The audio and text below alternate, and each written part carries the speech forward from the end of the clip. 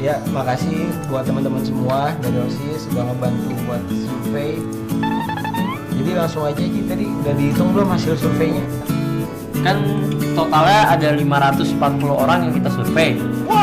324-nya itu lebih suka pengumuman lewat broadcast WhatsApp. Sisanya 216 lewat mading. Mantap, bener banget tuh. Emang orang lebih enak baca lewat HP. Iya sih, tapi kasihan orang divisi mading jadi nggak ada kerjaan. Udah, itu kita ada tugas lagi dari guru. Dari hasil survei itu, kita disuruh buat perbandingannya. Oh, perbandingan. Tahu? Agak. Ya.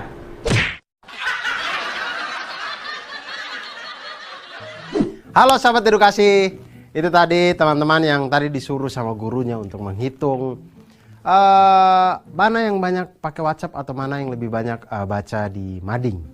Dan ternyata itu membawa kita kepada sesuatu konsep matematika yang kita sebut dengan perbandingan atau rasio. Nah, apa itu perbandingan atau rasio?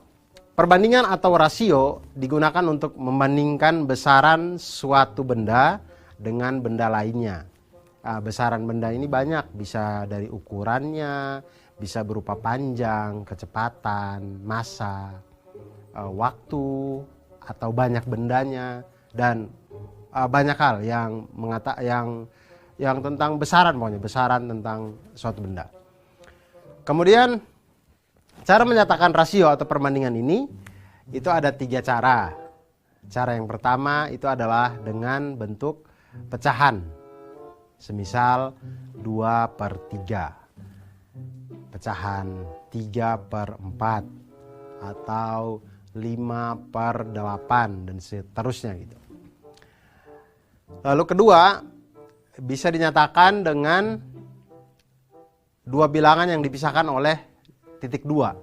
Misalnya kita lihat ada 2/3 tadi, bisa kita tulis menjadi 2/3. 2.2 kemudian 3, kemudian 5.2, kemudian 6, 5/6 dan seterusnya. Kemudian yang ketiga bisa dinyatakan dengan dua bilangan yang dipisahkan oleh kata dari. Dipisahkan dengan kata dari. Jadi kalau 2/3 bisa disebut dengan 2/3. Atau biasa lihat di iklan-iklannya ada yang ternyata 9 dari 10 wanita menggunakan sampo ini, gitu-gitu. Nah, itu adalah kalimat-kalimat perbandingan. Nah, sekarang mari kita lihat teman-teman yang tadi yang sudah menghitung sekolahnya itu 150 orang. Berapa sih yang disurvei? Mereka mensurvei 540 siswa yang ada di sekolahnya. Mana yang lebih berapa banyak yang membaca berita dari mading dan berapa banyak yang lebih suka dari broadcast message. Dan di situ didapatlah ternyata 324 siswa memilih lebih suka membaca dari broadcast message. Kemudian 216 siswa memilih lebih suka membaca dari mading.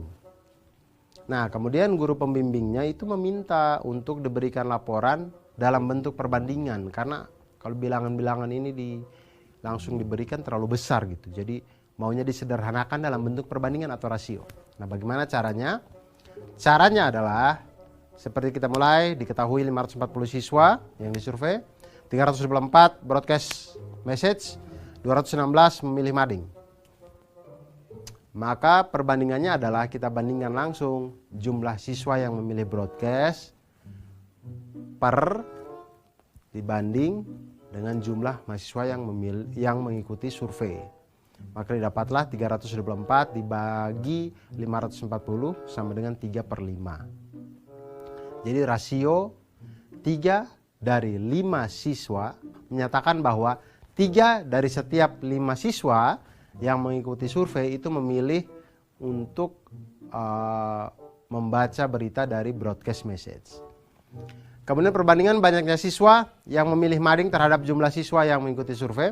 Langsung banyaknya jumlah siswa yang memilih mading per banyaknya siswa yang mengikuti survei. Kemudian dapatlah 216 per 540 sama dengan 2/5.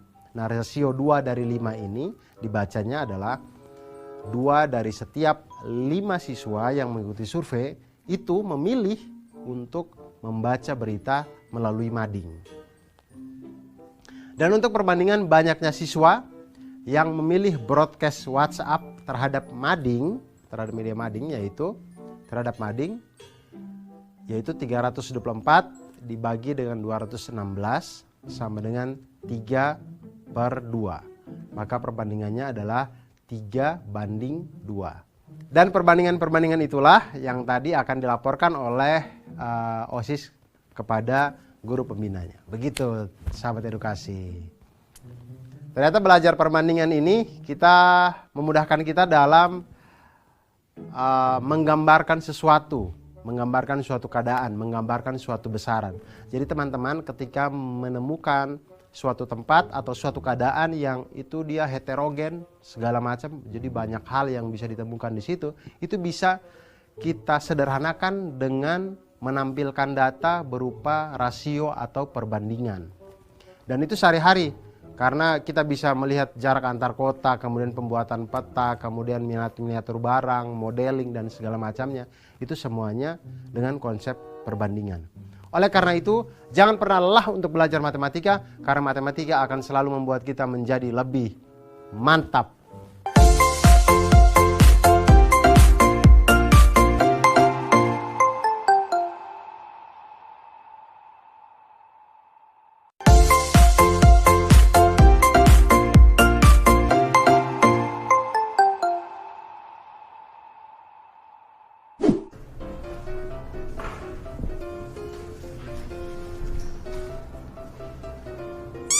Bang, Mana? siap buat kuenya nih. Oh, iya boleh dulu. Bacain dah. Nih buat 3 kue, 270 gram terigu, 5 telur, dan 120 gram gula. Nah kalau buat 21 kue berapa tuh bang? Hah? 21 kue? Iya kan ada acara keluarga nanti. Oh iya lupa abang. Iya, Berarti lupa. kurang ini dah bahannya. Iya emang kurang. Kalau gitu kamu beli dulu nih di warung. Nih duitnya buat beli di warung. Beli bohongan nih ya? Bukan, monopoli itu. Ya enggak lah, duit Bohongan asli ini. nih. Terawang aja tuh. Asli nih, bukan main-main. Udah kamu beli ntar di warung Ucok biasa. Terigu kan satunya 1 kilonya kan 9.000. Oke. Terus telur satu butirnya 2.500 sama gulanya 12.000 per kilo. Oke. Dengan uang segini dan harga segitu kita dapat berapa kue nih bang? Berapa ya? Ya kamu hitung sendiri lah. Ya Allah punya abang mageran. Jangan nyolot dong jadi adek. Punya abang mageran. Waduh, nggak bener.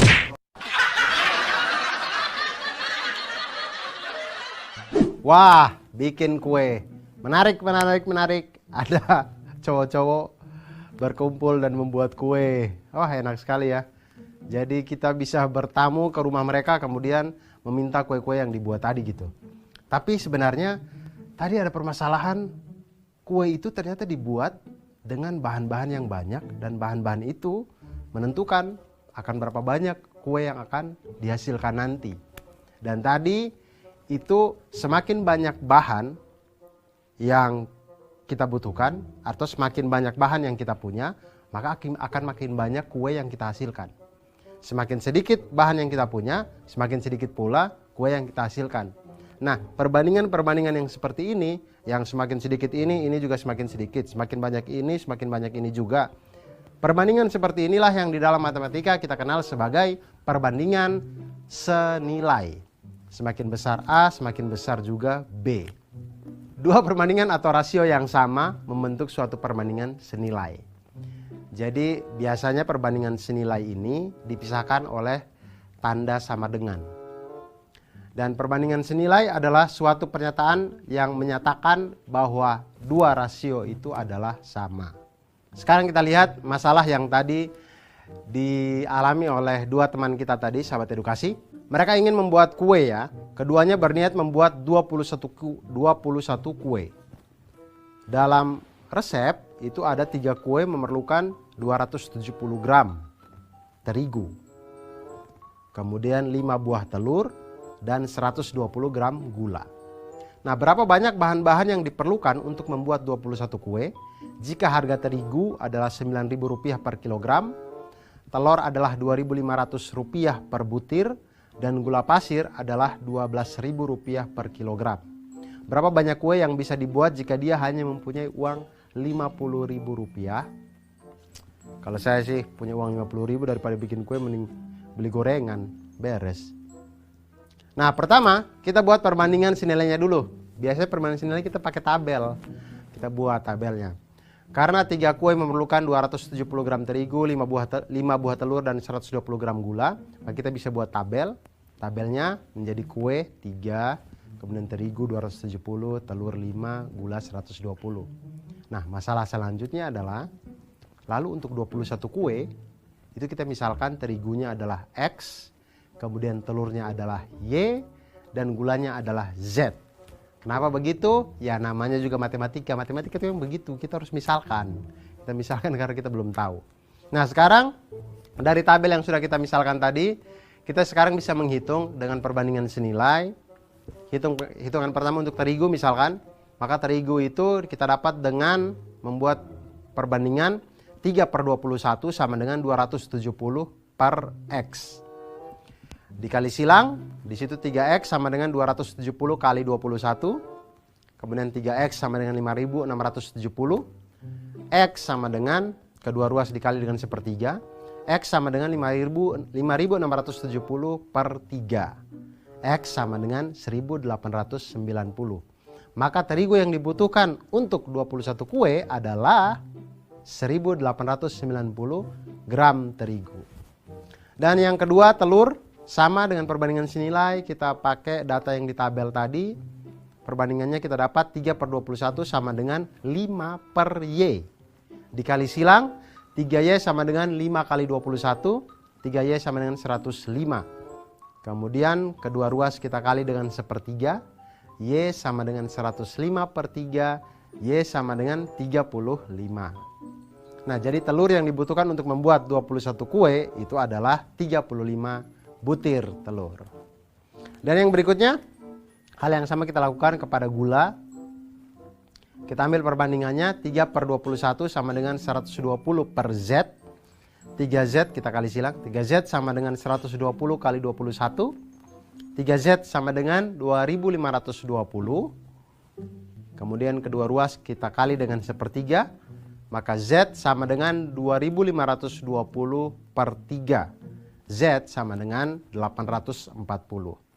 Nah, jadi gula yang dibutuhkan untuk membuat 21 kue itu adalah 840 gram gula. Jadi tabel yang tadi bisa kita lengkapi dan kita lihat semakin banyak kue, maka bahan-bahannya juga semakin banyak. Nah, inilah yang menunjukkan bahwa ini adalah perbandingan senilai. Nah, jadi kita lihat tadi harga telur, harga terigu, dan harga gula itu sudah ada diketahui. Kita lihat untuk 3 kue ternyata memerlukan uang 270 gram terigu kita rubah ke kilogram menjadi 0,27. 0,27 kilogram dikali dengan Rp9.000 per kilogram. Dihasilkanlah di situ Rp2.430 per kilogram untuk 3 kue. Untuk bahan terigu. Kemudian telur ada 5 butir, 5 kali Rp2.500 sama dengan Rp12.500 per Rp2.500 per 5 butir telur tadi. Kemudian gula itu ada 120 gram, kita rubah ke kilogram menjadi 0,12 dikali dengan Rp12.000 sama dengan Rp1.440.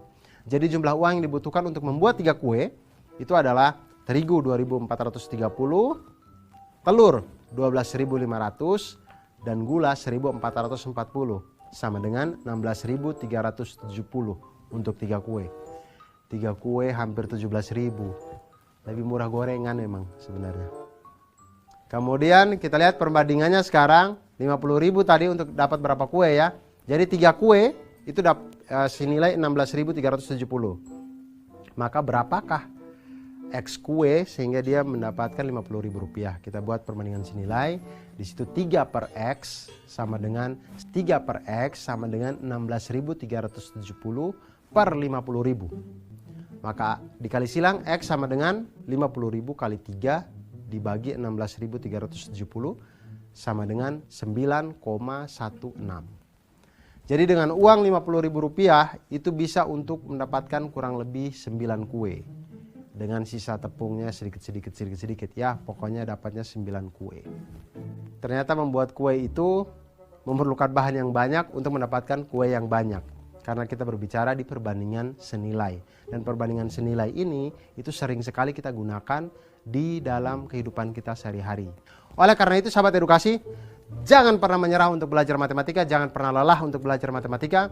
Karena matematika itu membuat hidup kita menjadi lebih mantul, manfaat betul.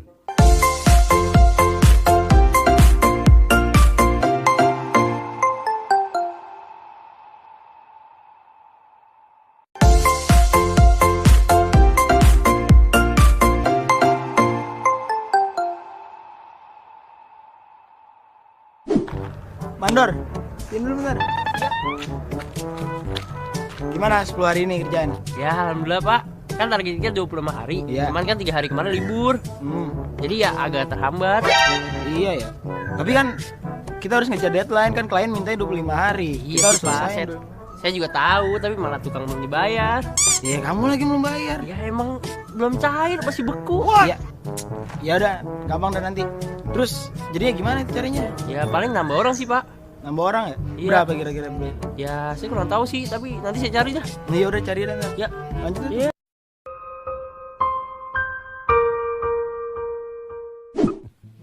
Ya sahabat edukasi, Mandor tadi agak pusing ya. Dia mau mencapai targetnya 25 hari pekerjaan harus selesai, tapi ternyata pekerja-pekerjanya itu setelah 10 hari kerja terhenti bekerja selama 3 hari. Nah, bagaimana caranya kita menyelesaikan masalah seperti ini ketika kita temukan di kehidupan kita sehari-hari? Permasalahan-permasalahan seperti ini itu bisa kita selesaikan dengan konsep matematika yang kita sebut dengan perbandingan berbalik nilai. Nah, apa bedanya perbandingan berbalik nilai dengan perbandingan senilai? Perbandingan senilai itu tadi seperti yang saya jelaskan, sahabat edukasi, bahwa perbandingan senilai itu ketika sisi yang satu semakin besar, maka sisi yang satunya juga akan makin besar. Tapi ketika perbandingan berbalik nilai, ketika sisi yang satunya nilainya makin besar, maka sisi yang sebelahnya nilainya akan semakin kecil. Itulah yang disebut dengan perbandingan berbalik nilai. Dalam definisi matematikanya, perbandingan berbalik nilai itu dikondisikan sebagai rasio Y per X, itu yang rasio Y per X tidak selalu sama. Sedangkan hasil kalinya X dikali dengan Y adalah konstan yang selalu sama. Jadi Y berbanding terbalik terhadap X. Nah, hubungan ini dapat ditunjukkan oleh persamaan X dikali Y sama dengan K, atau Y sama dengan K dibagi X, di mana K itu adalah konstanta. Itu dia. Nah, sekarang kita lihat masalah yang dialami oleh Mandor yang tadi ya. Mandor yang tadi mempunyai pekerja sebanyak 20 orang. Nah, 20 orang ini diminta untuk menyelesaikan proyek ini selama 25 hari. Kemudian mereka bekerjalah selama 10 hari. 10 hari bekerja, ternyata pekerjaannya berhenti selama 3 hari. Nah, pertanyaannya sekarang adalah, jika pekerjaan tersebut harus diselesaikan tepat waktu, maka banyak pekerja yang diperlukan untuk tepat waktu itu adalah berapa? Nah, pertama seperti biasa kita susun hal-hal yang kita ketahui ini, sahabat edukasi, di dalam tabel sehingga pikiran kita runut gitu ya. Kita lihat di situ jumlah pekerja itu 20 pekerja. Untuk awal, waktu yang dibutuhkan adalah 25. Kemudian pekerjaan itu sudah diselesaikan selama 10 hari. Sudah dikerjakan selama 10 hari, belum selesai. Sudah dikerjakan selama 10 hari. Maka waktu yang tersisa adalah 25 dikurangi dengan 10 sama dengan 15 hari. Jadi selama 10 hari bekerja itu ada 20 pekerja. Kemudian selanjutnya, setelah 10 hari bekerja, pekerjaan ini terhenti selama 3 hari. Maka kita lihat di situ waktu yang tersisa adalah 15 dikurang dengan 3 sama dengan 12. Jadi waktu yang tersisa tinggal 12 hari. Nah, di situ kita lihat dari tabel yang kita buat ini ada 20 pekerja, waktunya 25 hari. Nah, sekarang X pekerja untuk 12 hari. Nah, berapa banyak nih pekerjanya? Nah, seperti yang tadi di konseptualnya bisa kita lihat, kita kalikan langsung 20 dikali dengan 15 sama dengan X dikali dengan 12. Di situ didapatlah X sama dengan 20 kali 15 dibagi 12, X sama dengan 25. Jadi pekerja tambahan yang dibutuhkan adalah 25 dikurangi dengan 20 sama dengan 5 orang. Jadi mandor yang tadi dia harus ambil lagi 5 orang untuk membantu 20 orang yang awal agar pekerjaan itu selesai dalam waktu 12 hari. Dan sekali lagi, sahabat edukasi, jangan pernah menyerah untuk belajar matematika, jangan pernah lelah. Semoga ceria terus hidupnya karena matematika itu membuat kita menjadi mantul, manfaat betul.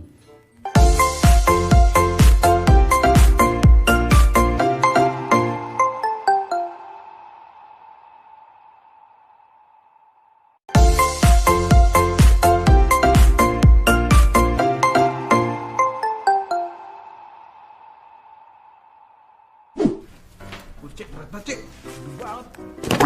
Cek. Sakit nih, buku gede banget tau. Mantap lah. Ini buku atas sama buku telepon. Bukan buat telepon lagi. Ini kita lanjut. Kita kan pengen ke Bandung nih. Dari Jakarta. Nah, Kata aku paling dekat lewat Bogor.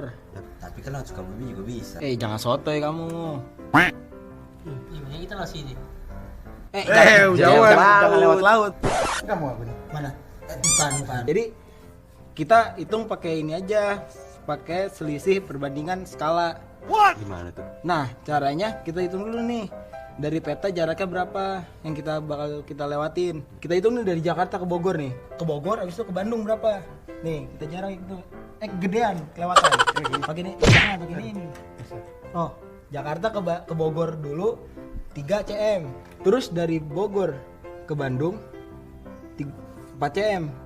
CM apaan sih? Cemewew. Bukan, sentimeter. Oh, sentimeter bingung. Lanjut. Dari Jakarta ke Sukabumi 3 cm juga. Oh, sama. Dari Sukabumi ke Bandung 6 cm.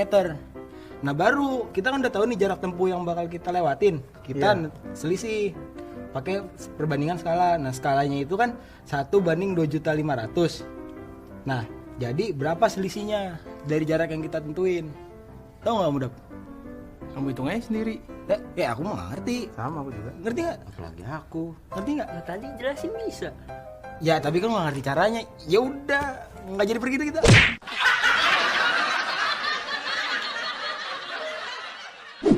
Aduh, ada-ada saja orang-orang ya. Kenapa sih? Kalau mau ke Bandung ya langsung saja pakai maps online, langsung berangkat gampang. Pakai atlas, aduh. Berasa seperti hidup zaman Hercules ya teman-teman ya. Sahabat edukasi. Tapi dari permasalahan tadi ya, itu memberi gambaran kita bahwa ternyata berguna juga. Kita tuh bisa tahu atlas yang kita lihat itu tidak hanya sekedar gambar, tapi sebenarnya hal yang sama juga terjadi di maps-maps yang ada di online itu sebenarnya bentuk canggih dari atlas gitu. Tapi semuanya itu bisa kita hitung dengan apa yang kita sebut dengan perbandingan skala. Nah, perbandingan skala ini itu memanfaatkan konsep perbandingan yang dari tadi kita sedang bahas. Nah, jadi sahabat edukasi, biasanya skala ini kita temukan di gambar-gambar, di model-model, modeling-modeling. Kalau kalian biasanya membeli mainan mobil, di dusnya itu ada tulisan 1:12. Ada lagi 1:54. Nah, itu adalah bentuk perbandingan skala yang maksudnya misalkan mainan motor kita beli tulisannya 1:12. Itu maksudnya 1 cm pada model yang kita beli itu mewakili 12 cm pada ukuran yang sebenarnya. Jadi kalau gambar itu kita besarin sebanyak 12 kali, jadinya seperti motor yang sebenarnya. Seperti itu. Nah, setiap peta itu memiliki skala dan setiap model juga biasanya memiliki skala. Tidak hanya peta, ada denah, ada miniatur kendaraan, maket, dan banyak lagi benda lainnya menggunakan skala. Nah, skala ini digunakan untuk menyatakan perbandingan antara ukuran gambar dan ukuran sebenarnya. Misal, ada provinsi dengan skala 1:1 juta.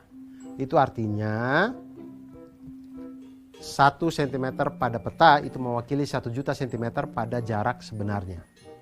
Nah, skala peta itu didapat dari skala peta sama dengan jarak pada peta dibagi jarak sebenarnya. Nah, sekarang kita lihat masalahnya yang tadi. Ketika dia menghitung Bandung 3 cm segini, dia bilang. Canggih memang anak-anak sekarang 3 cm ya. Nah, hal-hal yang kita dapat dari hitung skala cm-cm ini itu bisa kita tahu jarak sebenarnya dengan menggunakan perbandingan skala. Tadi kita lihat jalur yang mereka pilih. Petanya itu punya skala 1 banding 2.500.000. Kemudian pada peta tersebut jarak kota A ke kota P, ya kita simbolkan saja ya, tadi Bandung ke Cimahi apa Sukabumi apa tadi ya. Kota A ke kota P itu ada 3 cm. Kemudian kota P ke kota B itu sama dengan 6 cm. Kemudian kota A ke kota Q itu 3 cm. Kemudian kota Q ke kota B sama dengan 4 cm. Kemudian pertanyaannya adalah berapakah selisih jarak tempuh yang dilalui Ali dan Adi. Karena ada 2 jalur, Adi itu memilih berkendara dari kota A ke kota B melalui kota P, dan Ali memilih berkendara dari kota A ke kota B melalui kota Q. Nah, disinilah kita hitung bersama. Untuk yang pertama, kita lihat Adi. Adi dia dari kota A ke kota kota A ke kota B melalui P. Kita lihat jarak kota A ke kota P itu 3 cm, maka 3 kali jarak sebenarnya adalah 3 kali 2.500.000 sama dengan 7.500.000 cm jarak sebenarnya, maka itu menjadi 75 km. Kemudian jarak kota P ke kota B. A ke P dulu baru P ke B. Jarak dari P ke B itu adalah 6 cm, maka jarak sebenarnya adalah 6 kali 2.500.000 sama dengan 15 juta cm atau sama dengan 150 km pada jarak sebenarnya. Jadi jarak sebenarnya dari kota A ke kota B melalui P itu sama dengan 75 km ditambah dengan 150 km sama dengan 225 km. Nah, sekarang kita lihat teman yang satunya. Berangkat dari kota A ke kota B melalui kota Q. Nah, kita lihat sekarang jarak dari kota A ke kota Q itu adalah 3 cm pada peta. Maka jarak sebenarnya adalah 3 cm dikali dengan 2.500.000 cm sama dengan 7.500.000 cm atau sama dengan 75 km. Tampaknya sama dengan jarak dari A ke P tadi ya.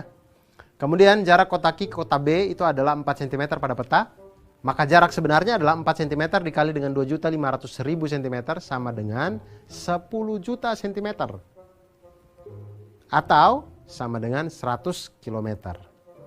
Maka jarak sebenarnya dari kota A ke kota B melalui kota Q sama dengan 75 km ditambah dengan 100 km sama dengan 175 km.